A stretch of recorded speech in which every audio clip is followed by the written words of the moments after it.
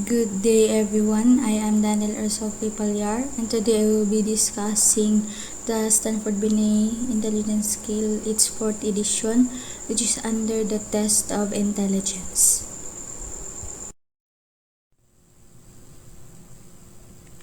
The Stanford Binet Intelligence Scale was originally the Binet-Simon Intelligence Scale, which is constructed to detect developmentally impaired children in Paris, France. However, Lewis Terman in Stanford University adapt it to the American culture or localize it. It was the first American test to introduce the concept of IQ. However, it has a lack of representativeness in its standardization sample. So in 1937, he teamed up with Maud Merrill in order to broaden its standardization sample. So it produces the two equivalent forms, which is the form L and M, which introduces new types of tasks for preschool takers and for the adult takers. So in 1960, the concept of deviation IQ was introduced, and the combination of form L and M was also introduced. In 1986, Thorndike, Hagen, and Sattler introduced or published the Stanford Binet 4th revision or 4th edition. It was quite different from previous version of the test in terms of theoretical foundation, test organization, how it was administered, its test scoring, and interpretations. In previous version, the test was referred to as an age scale, given that different items from are categorized by age. However, in this version, it is a point scale with 15 separate subsets yielding scores from the 4 areas of cognitive ability. This is the 4 areas of cognitive ability, which we base our 15 subsets to yield scores in the scale. So first would be the verbal reasoning, next would be the abstract visual reasoning, next would be the quantitative reasoning, and lastly would be the short-term memory. So the theoretical foundation of this revision is based on the test author's theoretical model of intelligence. So the model is in hierarchy, which is the general mental abilities on top, which traditionally composes with information processing abilities, planning and organizing abilities, and reason and adaptation skills. Next would be the second level, and it composes the crystallized abilities, or more on the scholastic or academic side. Next would be the fluid analytical abilities and more on problem solving. Next would be the short-term memory. And lastly be the third level, which composes the verbal reasoning and abstract and visual reasoning and the quantitative reasoning. So in this model of hierarchy or model of intelligence, there are area of scores. So the area of scores would be the third level, which is composed of verbal reasoning, abstract and visual reasoning, quantitative reasoning. In addition of that would be the short-term memory. So why are they called the area of scores or area scores? So these three are shown in the past slide, which is the 4 cognitive abilities, and they are the basis of our scoring or the 15 sub-tests in our point scale. So that's why they are the area scores.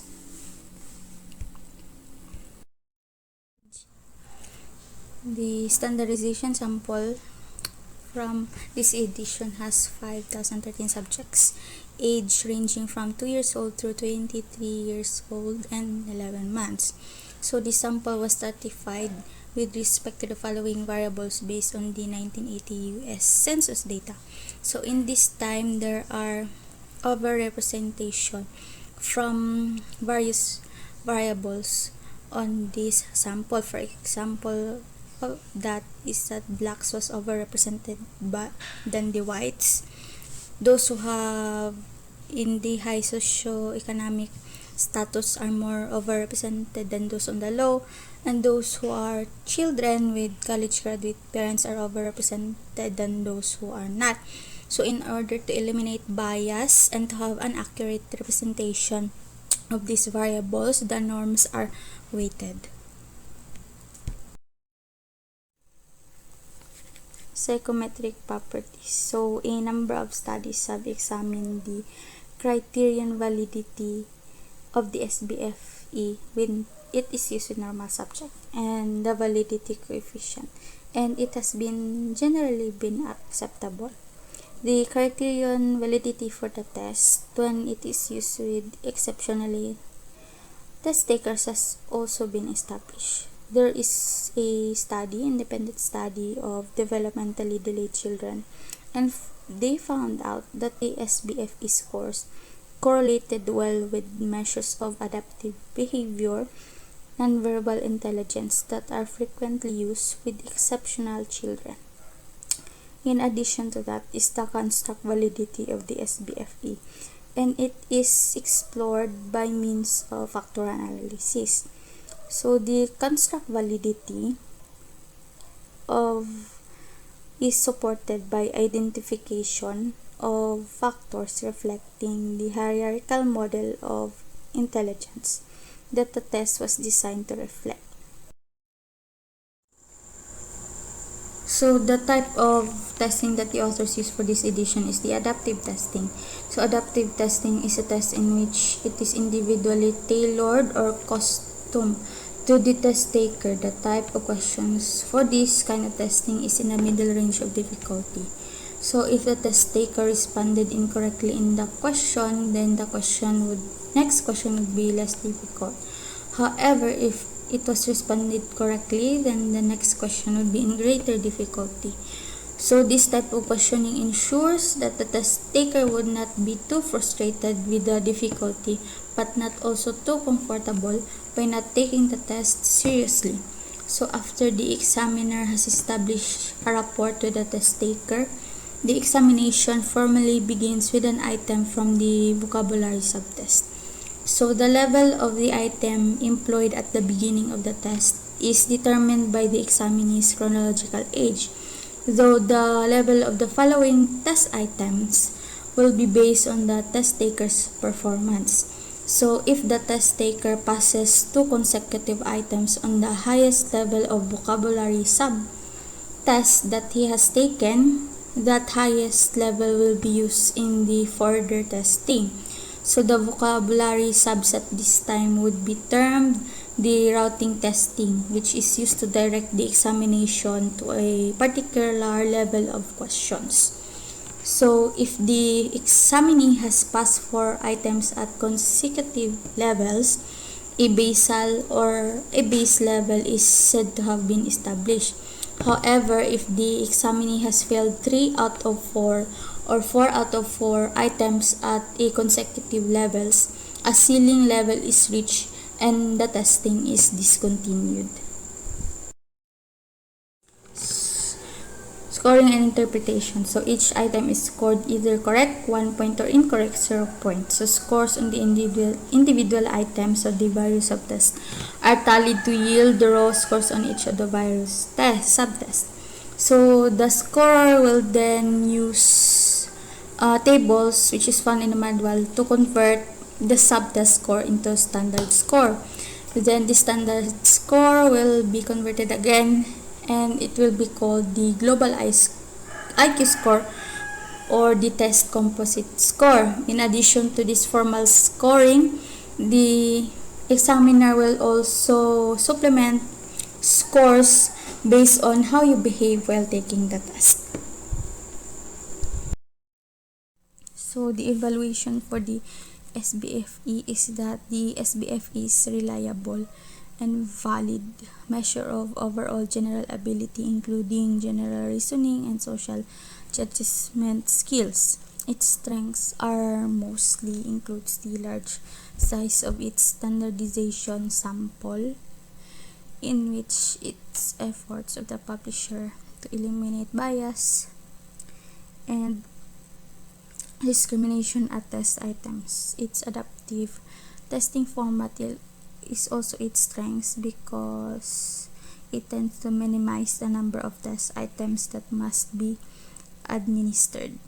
So, in its criticisms, however, the overrepresentation of children from upper social class and children with college educated are also there, but norms are weighted in an effort to correct over representation, but its effect of the imbalance on scoring and interpreting data is open to question. So the fifth revision was published by Gail H. Royd in 2003. The SB5's theoretical foundation based its theory on the new CHC theory of intellectual abilities with 5 key factors. It also have the standardization sample of 4,800 subjects who has the age range from 2 to 85 years old. The 5th edition includes high-end items and low-end items to design, to measure, or to detect highest level of gifted performance, but also to detect children who are developmentally impaired. So this is for my references. Thank you so much.